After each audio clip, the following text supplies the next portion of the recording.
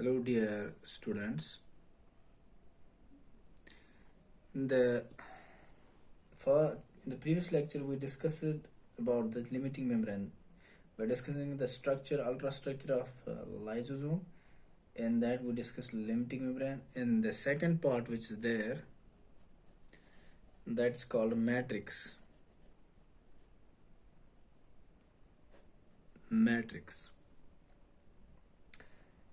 What's matrix? It is actually a dense granular ground substance inside the limiting membrane, right? It is heterogeneous, differing in its enzymatic contents and staining properties. It may be solid or differentiated into outer, more denser zone called cortex and central vacuolated and granule called medulla. But simply what matrix is, it's the substance, the ground substance which is found inside the lysosomes. So matrix is all the content of the lysosome which is there inside the limiting membrane is the matrix. So we will write it here. It is inner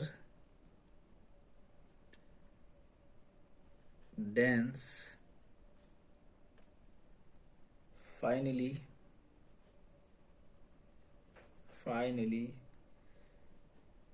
granular ground substance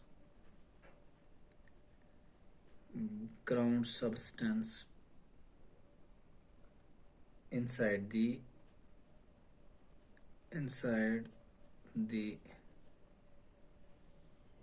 limiting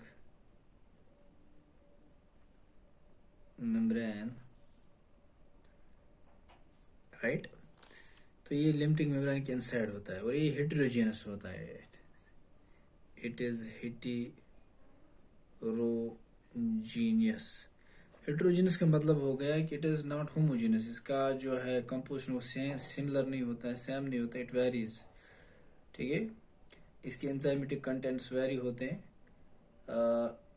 और उसकी staining properties भी very होती है, तो इसके enzymatic contents very होते हैं. That's why it's not homogeneous mixture जिसमें सेम कंसंट्रेशंस होती है एंजाइम्स की. अब इट इज़ हेटेरोजीनियस, तो इसका मतलब होता है differing in its enzymatic activities.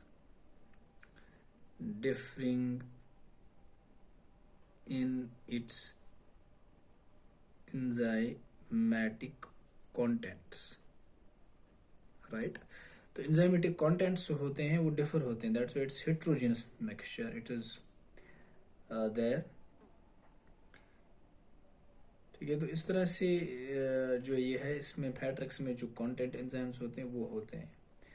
अब इसके बाद जो है एक इम्पॉर्टेंट फीचर जो ये तो इसका अल्ट्रा स्ट्रक्चर था.